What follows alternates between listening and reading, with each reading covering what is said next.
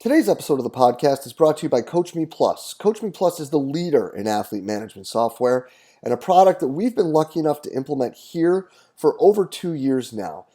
The product in and of itself is exactly what you need it to be, guys, with options ranging from being a workout provider, as in sending the workout directly to the student athletes' phones, to being a place where you can communicate with them and bring together multiple streams of data to be its own dashboard for you, your coaching staff, or the athletes. Or you can use what we've added to our menu of Coach Me Plus activities, and that's the hydration station, where all of this information that is provided is based off of research from the Corey Stringer Institute, where we're looking at weighing in versus weighing out and then providing optimal hydration strategies for the student athletes by them selecting through the menu and tapping on what they'll take home with them and what they're consuming prior to the next practice when all the numbers at the top are lined up green. It's something we've had really good success with and the kids have really bought in on. Just another great example of the awesome product that you can find at CoachMePlus.com. Guys, hop over to CoachMePlus.com today and check it out. It's a product I guarantee you won't be disappointed with. Hey everybody, if you enjoy the podcast and the content it provides, be sure to hop over and check out the community.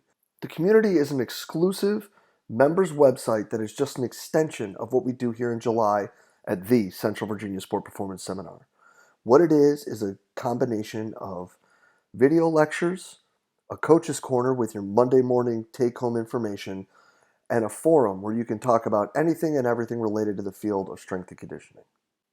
In the community, you'll find content added each month from some of the top practitioners in the world, ranging from PhDs to high-level coaches, bringing you exactly what they're doing with their athletes or their research at the present moment.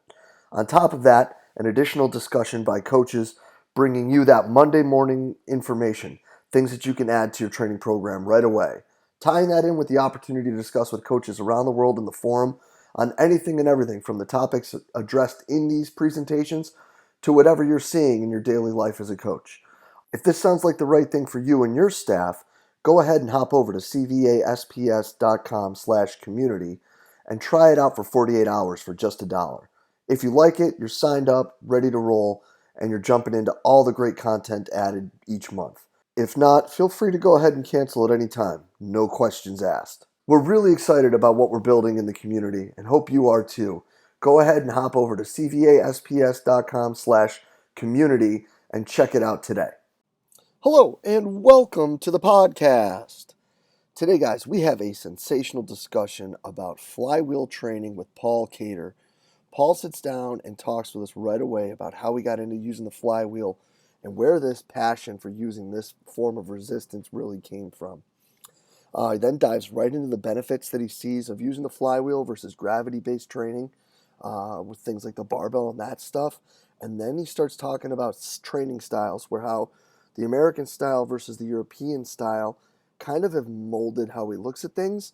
And his time in Europe working with rugby has really changed how he looks at developing athletes.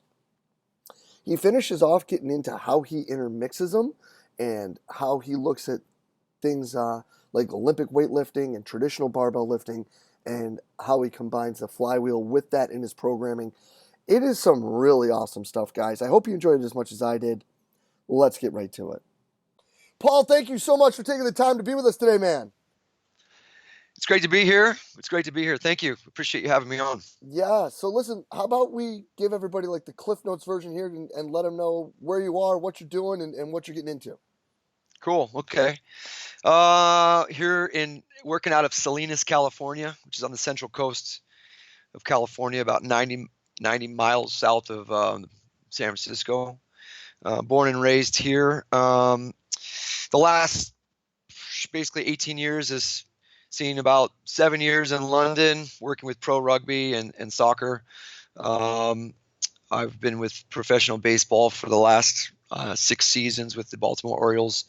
And from those two sport scenes, I wanted to create a little bit more of a home base and get off the road a little bit. So I started a training center here just to be closer to home, really. And kind of develop some, the theories and methods, a little laboratory here. So in between seasons and traveling. So anyway, that's where I'm coming from, and yeah, it's great to be on Yeah, you guys today.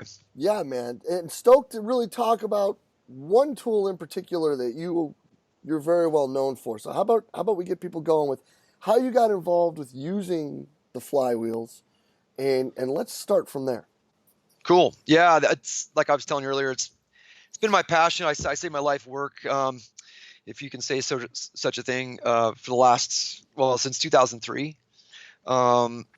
The story goes that I got in touch with the Versapoli guys. There was an ad, I think, in an NSCA journal about a trip, like a mission trip or something, going overseas for a sports science ministry, which was kind of cool. So I wanted to combine my faith and a little bit of my passion for training and get back to Spain, really, because I played football over there for 2 years in Barcelona. So I met a guy named Craig Schenk, met Dan Charnitsky, and really met the Versapoli and flywheel isoinertial technology, which was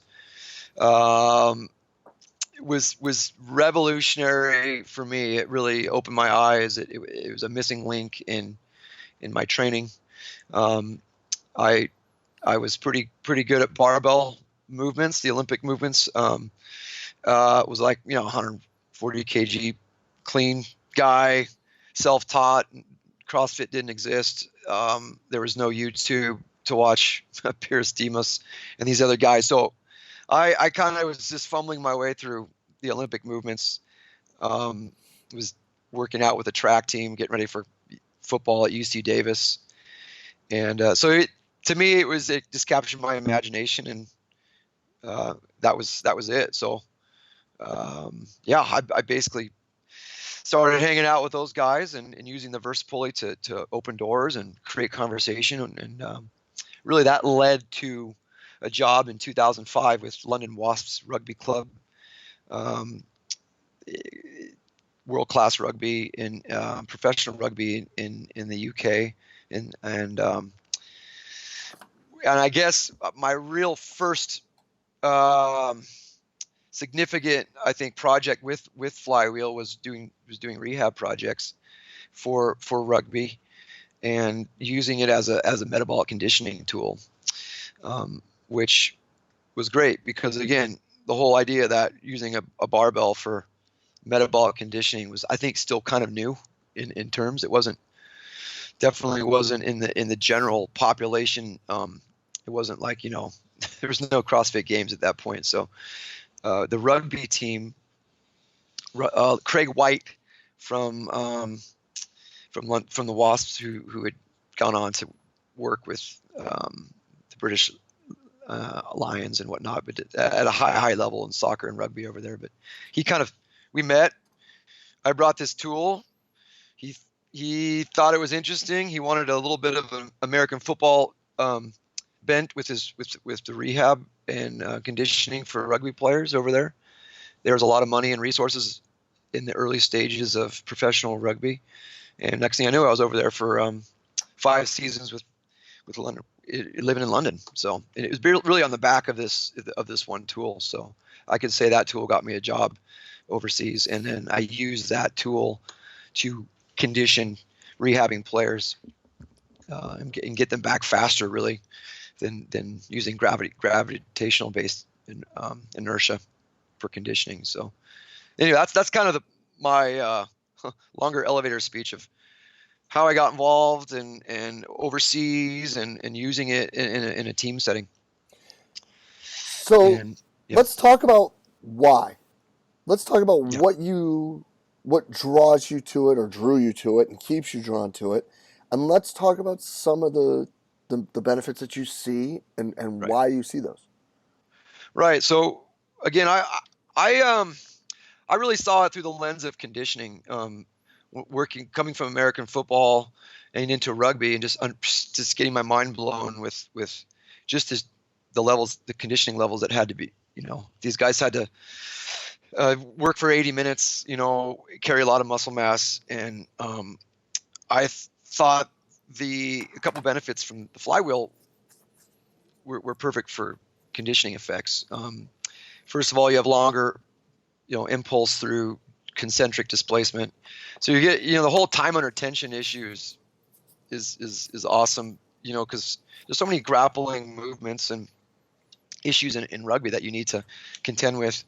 But then obviously the eccentric overload that you get on the pullback, and then doing it in a consecutive fashion. So I was seeing with the barbell movements that you're only, you had these breakdowns in the wrist and the hand and the shoulder. You couldn't get deeper into the metabolic conditioning effect without having mechanical breakdowns.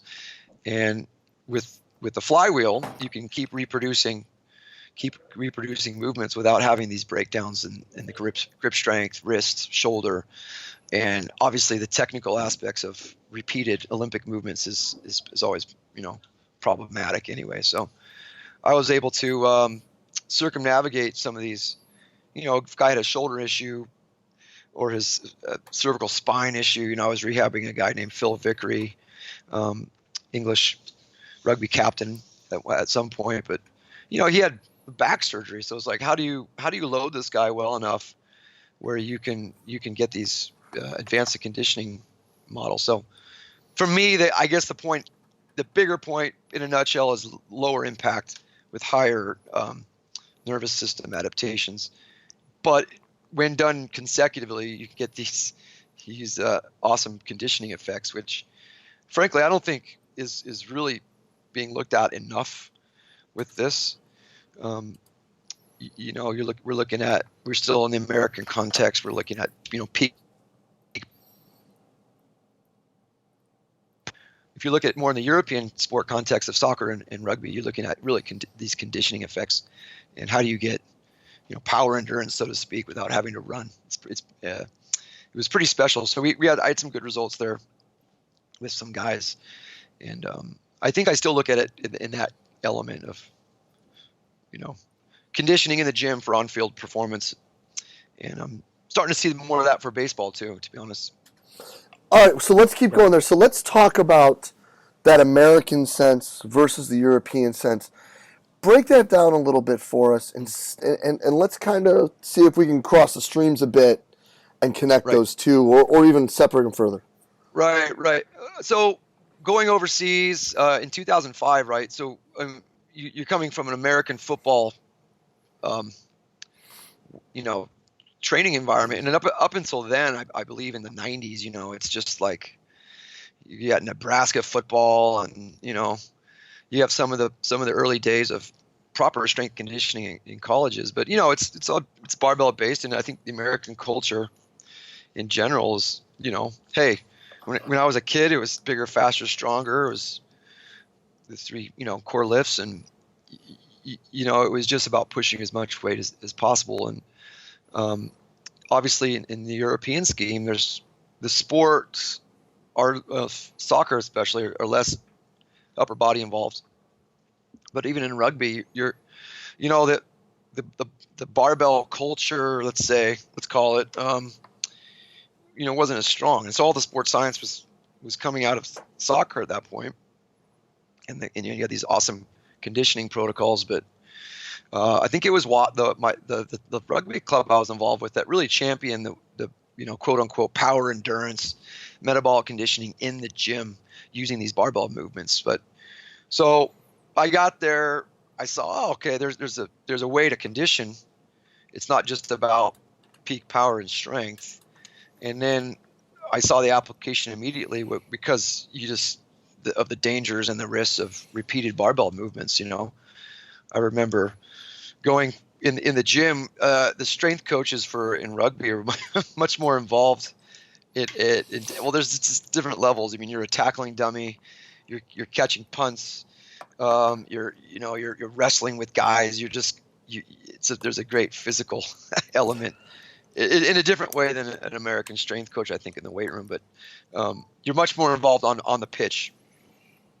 So anyway, you'd be wrestling a guy, you'd be grappling with them, and then you'd be, spotting these weights in these precarious situations, and which was great. But I thought, well, this the flywheel's perfect for this because you're able to maintain these peak power levels a little bit safer and go really deep into the conditioning elements, and it was exciting. So I started doing it there. But I guess the point being is, when you walk into a weight room in London, in England, in the middle 2000s, again, Olympic lifting wasn't a general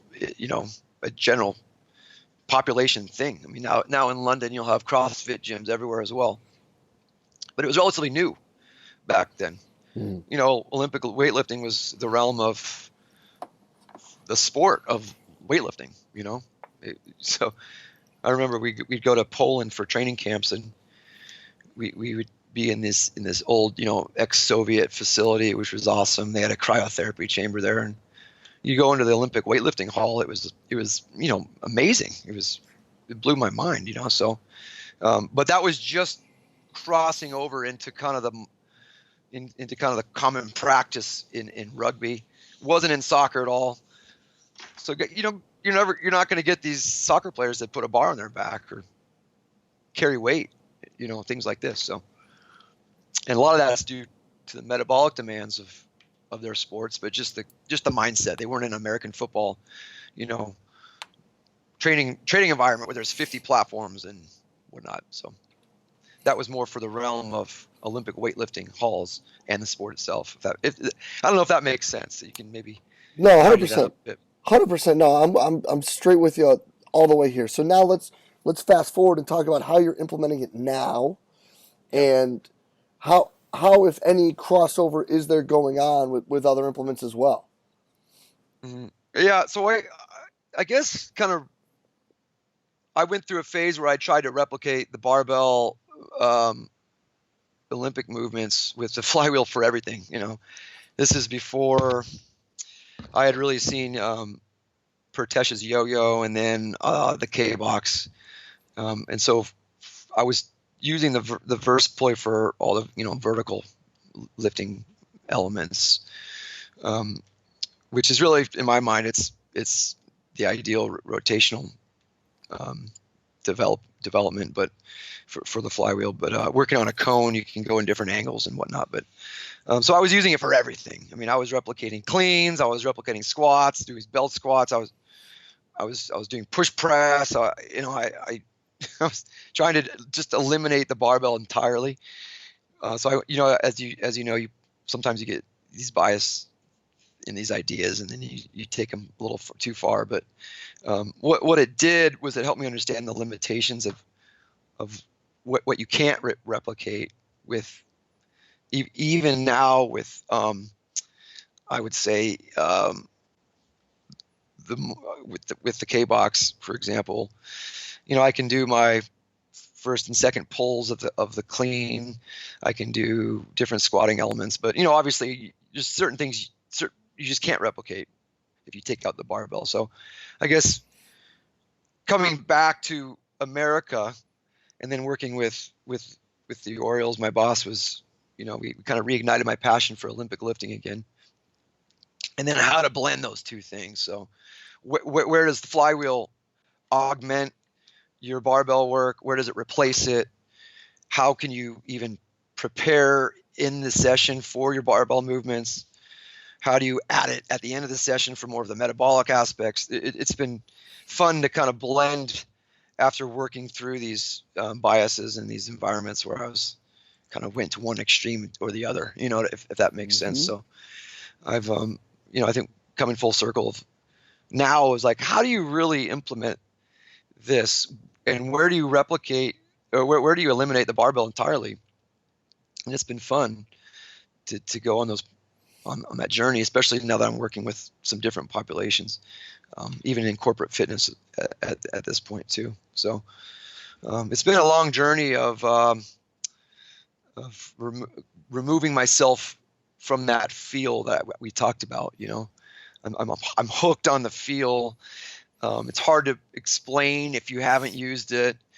So I've kind of had to temper myself over the years, but I think I'm closer now to being balanced in my approach of how and when to use it. So anyway, if that makes sense. No, 100%, man. And what I love the most about it is that, I think a lot of people, especially in our field, oddly enough, marry exercises, and there's like a divorce rate of greater than 50% in this country with people. So I couldn't imagine how the breakup would be with a barbell.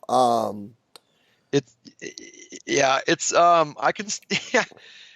I mean, I really took pride in my strength um, early on in my life. I think I enjoyed lifting. That's kind of what why we all get involved in this business. Probably is we have some capacity to do it ourselves, or sprinting and whatever element of strength conditioning. But so it took me leaving the country and immersing myself in a different culture to really go away from that. And then it was a shock to come back and then try to convince my boss. Well, I think the telling thing. So I came back and I was preaching in flywheel so much, how you have this, where along the force velocity curve it's applicable, and how much the force paradigms are similar, and like peak power and wattage and all these things. But then I got over a bar and tried to get under a bar, and I was pretty sorry at it. So I mean, it was a practiced element, but there was definitely something missed from the grip strength and the whole sequence of lifting from the floor. But so it was hard to sell him, because he's like, man, you can't even clean this amount. When you before you left to Europe, you could do this amount. And I was like, so it's been a little bit of a process of convincing people. I think the scope is the barbell, right? So you can say you can replicate this, you can replace this all you want. Say that one more time. The scope of, I think, again, the American view is through steel, is through the barbell more than ever, So unless I had to get my clean back up to sell flywheel almost, or people were like, well, you're getting weaker in this aspect. But that's another conversation of how much really the skill element of Olympic lifting is necessary. Because I was trying to tell them I'm healthier in this regard. I'm more robust. I'm not getting injured as much. I'm faster. I'm more agile. But I can't lift as much. But people want to see just how much you can lift and move weight. So that kind of led me back to, where do I need to filter? Where do I need to blend both? And keep practicing my Olympic lifting so I can convince people of the relevancy of the flywheel. It's almost a rhetoric, because I'm not convinced that as my clean goes up that I'm more athletic. I'm thinking less along those lines. So I guess the real question is how much free weight is relevant, and then how much do we need to be working these higher eccentric overloads and velocities. Anyway, 100%. Does that make sense? Oh, I don't dude, know. Again, I'm rambling. I kind of just get off my own world there. No, that's brilliant, and I think it's kind of hard to unpack a little bit, because again, it's about geography. I think geography is destiny in a lot of ways. I heard a history professor say that, and going overseas and being almost, I hadn't seen a baseball game live or on TV for about 8 years or 7 years. And the next thing I knew, I was thrust into Major League Baseball. I had a locker in the Orioles clubhouse. And it was just kind of a fascinating approach. I mean, the same with rugby. I'd never seen a rugby game until I got over to England and started working for one of the best rugby clubs in the world with, 15 international players. So it's been fun. The whole idea of bias and where it takes us, and I've been thrust in these different worlds. But anyway, back to the barbell. It's. I think the conversation really needs to be where can flywheel replace barbell work, especially with the conditioning elements that we're seeing especially in the general population, which is affecting the elite sports in worlds in college and pros. Because where do people understand training from is general population stuff. The gyms back home where they grew up. The off-season training locations, and college and pro strength and conditioning coaches are having to contend with that. So this to me is a conversation about just like where do we use the right tools and when do we use them and how do we get smarter going forward and almost work against some of these current trends in the general public that are affecting the elite environment.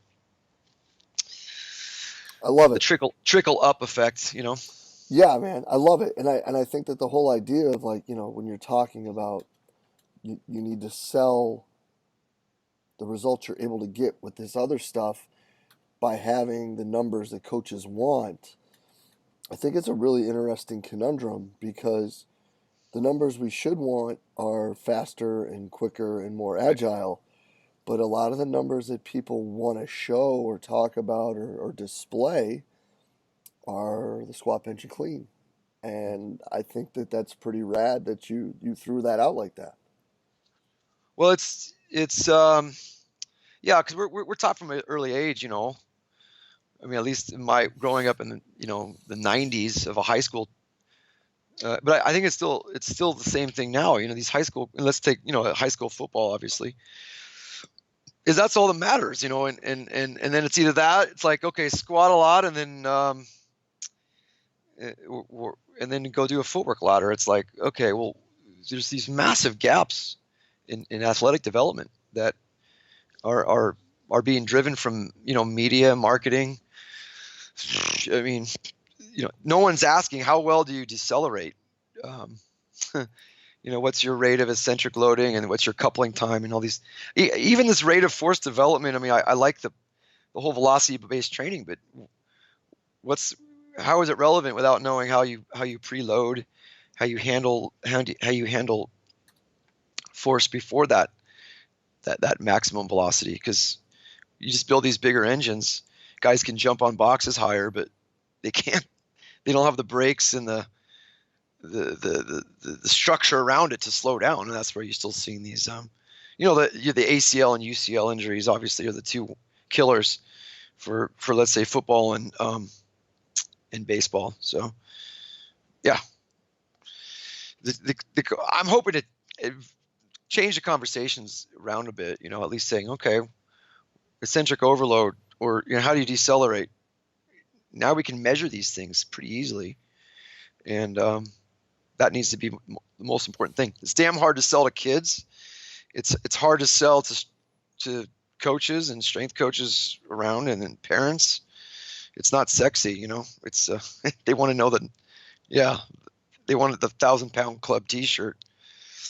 Yeah. So anyway. So then, how do you pair them together to make that happen? Well, my gym, or my whatever you want to call it, it's in Salinas. I work with a lot of different populations. So to get the gym space I wanted, I really had to take on some more of the corporate training element. But it's the same. I see the same trends even with professional baseball or whatever sports. Is people have less time to train. You need higher neural adaptations in lesser time with less wear and tear on the joint. And you don't need to build unnecessary muscle mass. I mean, again, Olympic lifting is fun. I love it. It's a sport in itself, right? I mean, there's not an exponential return on investment after a certain point. I felt that my own self. My front squat has to be such, but then my hamstring development, there's less time on that. There's less time sprinting. It's just a function of time, I guess, to answer your question. So for me, this is all about time and how much time I have with an athlete, whether they're a corporate desk jockey or whether they're a big league pitcher. You only have so much time to gain those adaptations. And if all the time's spent on the skill building part, of how to handle weight, then you're going to be out of time, and you're not going to put the right amount of time in the things you need. So I started to make decisions based on time and then implement the tools. I would rather use flywheel to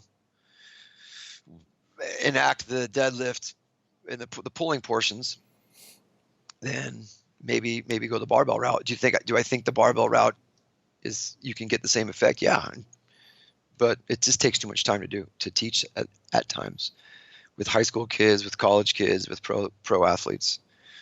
And then what you see, like even in the CrossFit and the general population, is as you get better, you have to spend more time doing it. So I don't know many people who, once they have a kid, can spend an hour warming up for snatch. Like I can't do that anymore. I can't spend an hour warm up for my then to train. You know what I mean? So the flywheels help me shorten the amount of time for adaptation in a given sport. And unless your sport's weightlifting, then there's some real decisions need to be made of what's efficient. 100%, because at the end of the day, the ROI is the ROI, and you got to make sure that you're getting the most out of it. And it's a sales job. I think at some point the CrossFitters, and I bring that into the conversation because it's the trickle effect of, everyone's Olympic weightlifting coach now. You can do it anywhere. Whereas 10, 20 years ago, it was pretty hard to find a place to go lift outside of college weight room, right? Mm-hmm. So that whole mentality of, the barbell is king is I think efficient or time effective way. I mean, you have these kids now who are playing all these sports, and kids are spending so much time with other lessons and doing this, that, and the other, that it's hard to go through those progressions. So what I do is I trickle them in, but then when I really want more of some of the more higher force, higher speed work, I'll do the flywheel. I love it. So it's like learning the movements over time. You need a 5-year plan with teaching snatch, clean, jerk, but and you trickle, you continue on that path. And if you're lucky enough to have an athlete for 5 years, but then you get straight to the point, you get to the nitty gritty with the with the flywheel when it's all said and done. Yeah, teach them, keep them building, and then get the stuff that's really gonna get the bang for the buck on top. Yeah, so I'm about 50-50 at this point in my programming, where I will always add an Olympic movement or a strength element with feeling weight through the spine. It's just, you need to feel weight with gravity, but then I will and the rest of the session I'll implement flywheel with rotationally and with K-box and yo-yo and the fixed planes. So I do both though. Yeah, definitely. And with a little bit longer term view of where I'm going with it. I mean, there's nothing better than learning how to sequence a bar, pull from the floor. The flexibility issues are awesome. I mean, the flexibility development's second to none. There's still not great pushing exercises with flywheel. There's not great overhead exercises with flywheel. So the barbell is necessary for that.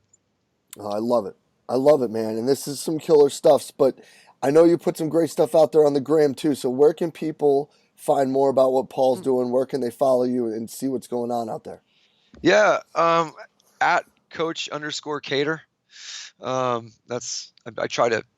I have more pictures about my kid and other things and dog these days, but I usually get some flywheel work in there once a week. I know for baseball season's coming up, so we're doing more rotational work with VersaPulley. K-box is in there a lot.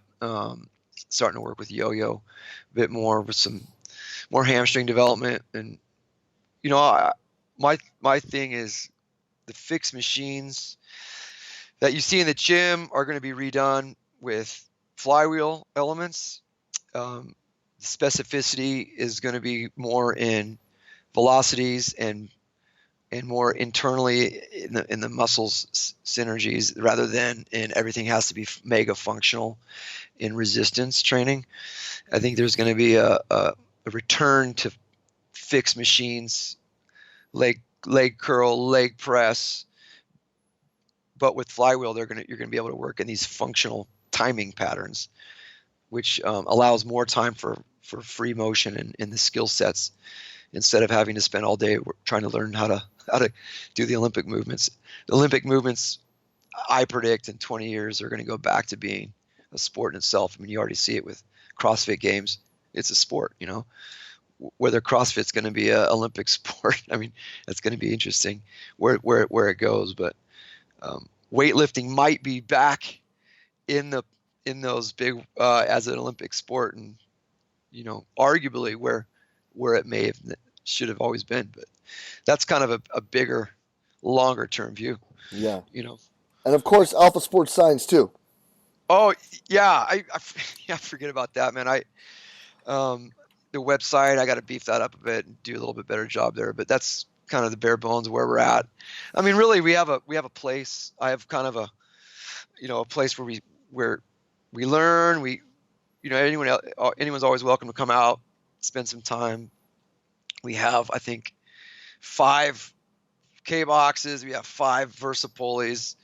I've always wanted to replicate that model where you have, they call it collegiate model, where you have your weightlifting platform, but you have your rotational flywheel, you have your vertical element, and so I'm kind of passionate about creating that model for going forward. But yeah, anyone's always welcome to come out to the Central Coast. It's a great place. If you're around in the Bay Area or anything, or LA, just come up and check us out, hang out, train for a day. Awesome, man. Well, hey, Paul, I can't thank you enough, brother. This is absolutely fantastic stuff. People are going to love it, man. Thank you so much for your time. Yeah, thank you. Thanks for having me on, man. I look forward to chatting later. Yeah, bro. Appreciate it. We'll be in touch real soon. Thanks a lot. And a huge thanks to Paul Cater for sitting down and being so open, honest, and candid with us today. Guys, an awesome story, a great little voyage over to Europe and back, and bringing some great tools with him. And he is a great tool. If you're interested in learning more about the flywheel and how he's using it, follow him at Coach_Cater on the gram. He is putting out great stuff all the time. Paul, can't thank you enough for being so open, honest, and candid in your sharing. Absolutely fantastic stuff. And as always, guys, if you enjoyed the talk, please share it through the social media outlet of your choice. Facebook, Twitter, Instagram, whatever it may be. If you know someone who can benefit from this talk, tag them below.